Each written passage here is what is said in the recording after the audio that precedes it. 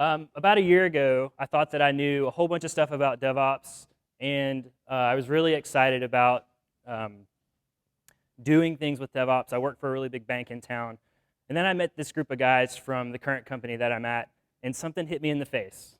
I think there was just this really fresh idea and some research that they wanted to do, that really was based around trying to get to this point. So everybody here is doing DevOps because they want their organizations to continuously improve. We all want to do it, but oftentimes it feels like this. It feels like trying to drive through a train yard, and I don't know how to drive a train. I don't know how to drive through a train yard. I don't know how to switch the tracks, nothing.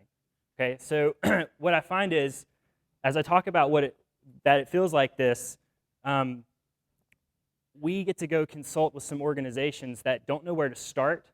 They see DevOps and they see this big monstrosity like that train yard, and they're really scared. They don't know how to begin or anything because there's so much of everything to start with.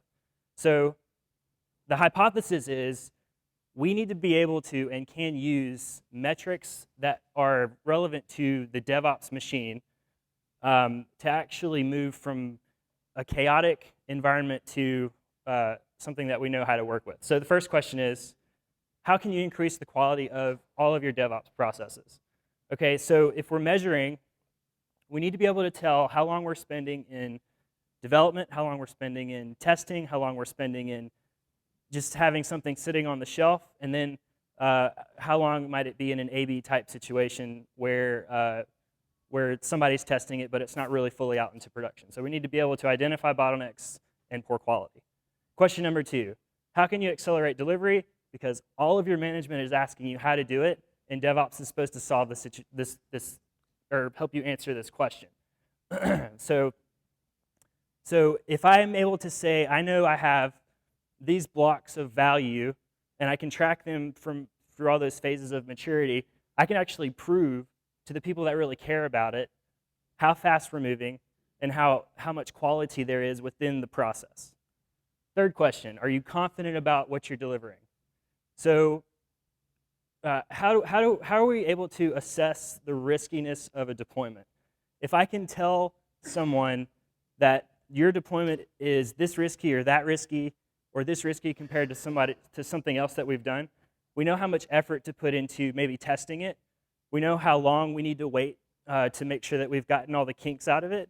And so we can do a valid risk assessment of our product. And then the fourth question, we've talked a lot, I've heard some stuff here about compliance.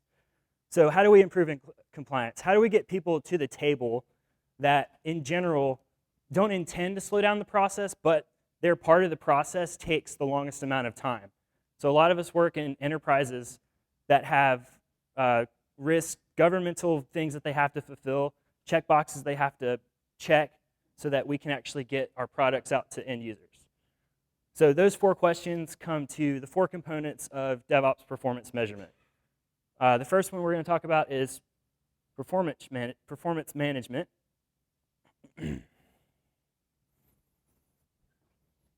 Okay, so measuring the DevOps. We know how to do the input, we know how to measure the input, we know how to measure the output, but we don't know what's in between. So we have to be able to say, how good are we at doing DevOps? And so people can make decisions about what to invest in. How do we move from fragmented processes that cause chaos and guessing to a strategy that is extremely valuable to our organizations? And then from compliance and audit, how do we get everybody to the table so that we can have a team? We talk a lot about cross-functional teams in DevOps, but getting them to the table early in the process is so valuable because it causes us to cost less to the organization as an IT group. And then release automation. So how do we empower the team to pick the right tools and actually get measurement? So you can say, hey boss, I want that tool because it's going to be this expensive and this is the return on investment. So you can do it. It's epic.